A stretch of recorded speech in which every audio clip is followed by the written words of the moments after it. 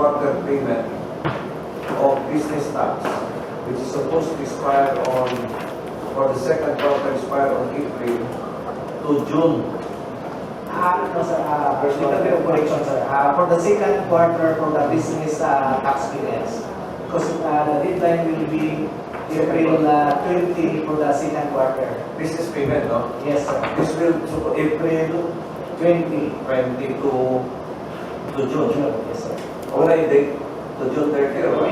June 31, so that June 30, so that it will coincide with the proposed extension for the real property tax, sir. And the extension of real property tax. What do you mean extension? Do we have any measures? Extension considering, sir, that the deadline for the payment for the first quarter of the real property tax is March 31. So we have to extend it to June 30. Okay, so June 30. So including the real property tax? Yes, sir. So business tax and the Yeah. real property tax. Okay, so this is just a review, no? We will go back again later on. Then the other one is, so only ang subject for ordinance, correct? Yes, sir. Only subject for ordinance. The other one is pending for the consideration of the body of the council, which is now in my committee, is the reduction filed by reduction of real property tax payment filed by the city by the Chinese Chamber of Commerce. I did not take, I just delayed it because initially the policy of the mayor is not to tinker anymore the revenue code. Tama ba yun? Hindi na itaas ng mga ordinance kaya mapiktuan ang estimate. But given the situation now of this coronavirus with the high cost of payment of real property tax, diba? So I think let's open on this for discussion. Diba? So this is one of the issues that we have to tackle. The other one is the request of what we call this market. This not the dressing pan, no? For the slaughter of chicken per head. The original and the revenue code is 10 centavos per head. In the new ordinance is 1 peso. So the taas of 90 centavos, and their proposal is 15 centavos per head. Now, money ang pending karon din na sa akong committee. Wala na kung kayo details ni kay nag-ingon kay dos Councilor.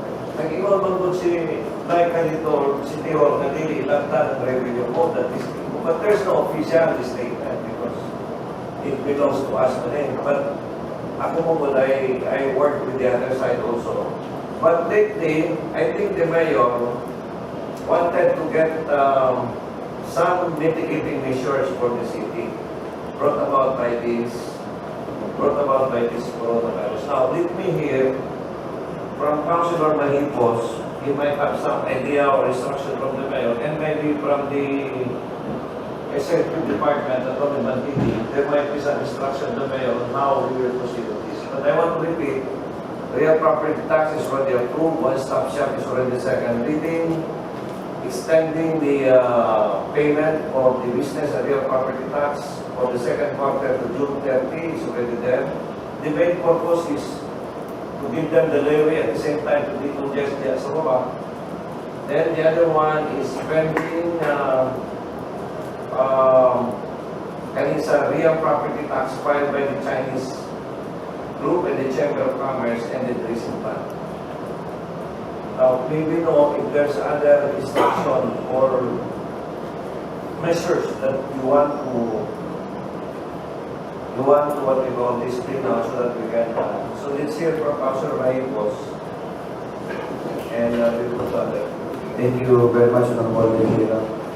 Actually, all the councilors just offered help to the city mayor, and I was one of those who asked if there are things that we might be of help. The mayor has instructed me that we should try to find a way to absorb the impact of this of the situation to the private businesses. In effect, that we will relieve them of their obligations to the city if possible. And specifically, she was referring to hotels, events, spas, and restaurants, etc. of similar business nature. I presume because these are the establishments that are very much affected with the lockdown, community quarantine, wala na yung masunod na mga gawas. Of course, wala na yung parang operation ng mga hotel. Ang mga spas, bawal ma.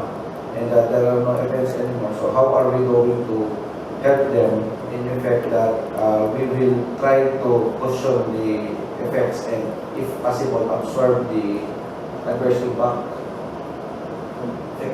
So, the point here is on the services industry. These are hotel, restaurant, massage parlor, and among others of the same nature. Ito yun ang vulnerable yun. Now, what are the taxes? What are the measures? Do you have idea on this? Kasi kayo man ang may alam sa commercial. I think Davao Business Bureau. What do you think, Councilor, what is your approach here? Do you have a specific? Sir, first we have to really inventory usa ang mga because we can only give them privileges that we we can give them perhaps exemption sa mga taxes na we are assessing them. No? Other than that, we might as well give them financial assistance or subsidy. I don't know if we are capable of giving them that financial assistance, operational subsidy, or tax relief. I think these are 3 points that we should consider. Financial assistance, operational subsidy, or tax relief or exemption. You're the collector of taxes. Well, I think as to the suggestion that we will give them tax relief, sir, I think we only tax them based on their income. So, considering that for these times, we know that they do not have that income, so we just tax them whatever their income is for this year. Is there any? Okay, so meaning it's already fixed that they should pay this and so now there's an intervention of problem. So are we going to reduce it to 50%, 25% for the meantime while all that is until things back to normal? Let's say butang na to sa ordinance that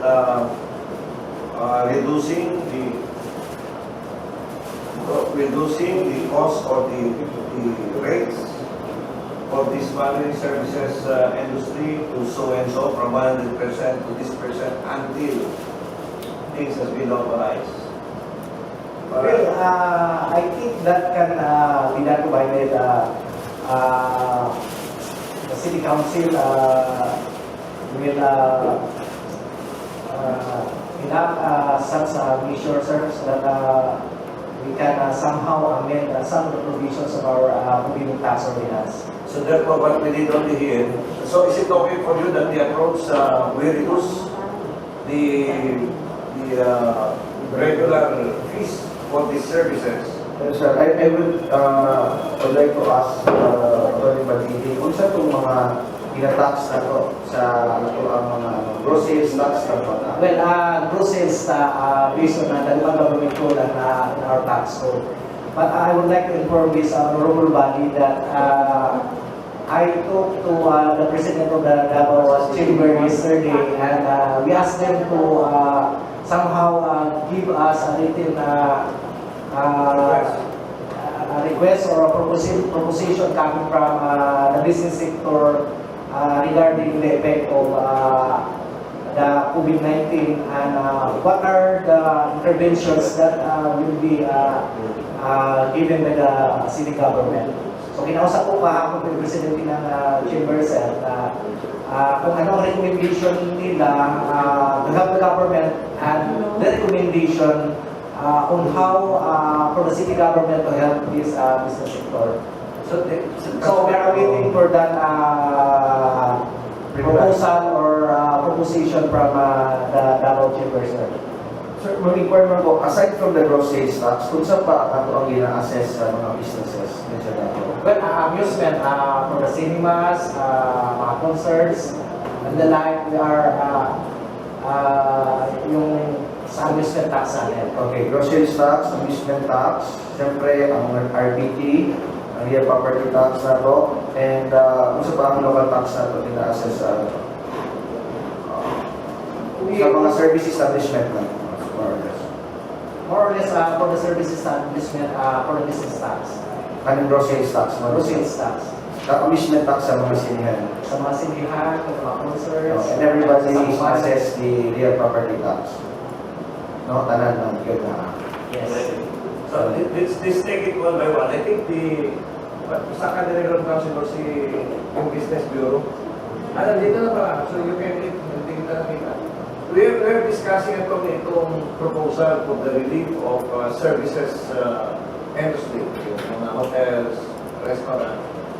And now we are on the process of discussing it. Pagkano ba kinukulit? Ang proposal, personally, it will first be the rest.